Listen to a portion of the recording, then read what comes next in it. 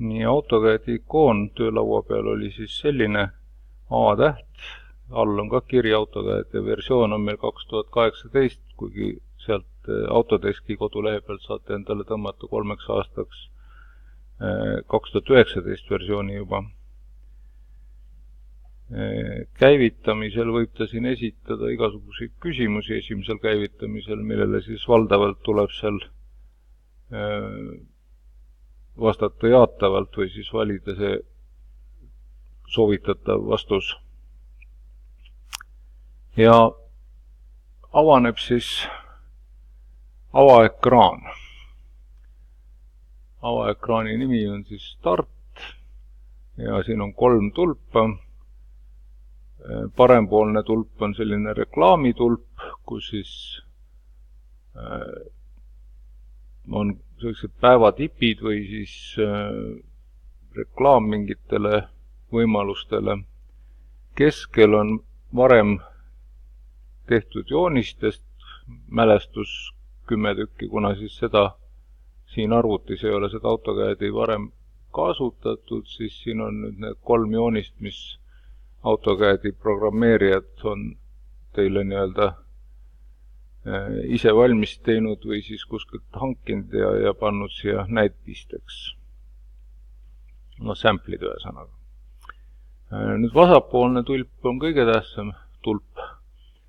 Et see tulp võimaldab siis kas avada juba olemasolevat joonist või siis kõige suurem ikoon alustada uut joonist.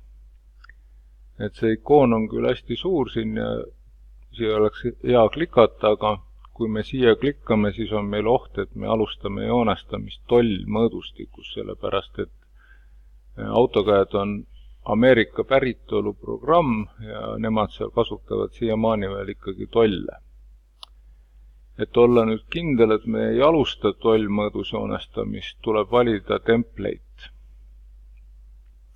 Ja template'i valimiseks tuleb siis klikata sinna suure ikooni all selle halli riba peale, kus on kirjas templates ja otsida neid alusjooniseid ehk template, mille on kiri ISO siin peale AutoCAD-i.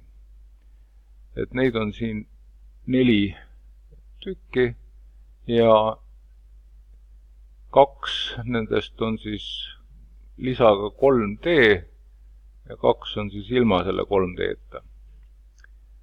Et mina soovitan kasutada seda AutoCAD ISO Nameplot Styles DVT-d, sest siis me saame väljatrükil valida, kas me tahame mustvalget väljatrükki või värvilist.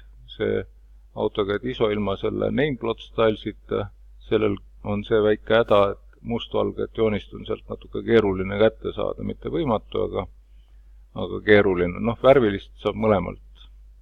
Nii et selleks siis, et joonist alustada, tuleks võtta see AutoCAD ISO Nameplot Styles template ja selle peale klikata.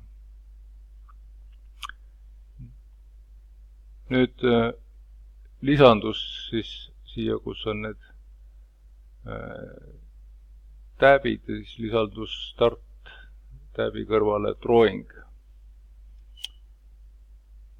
Need on siis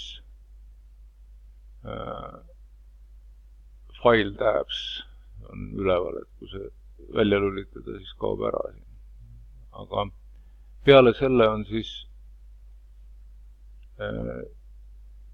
ka siin all tavaliselt see, kui on mitu faili avatud ja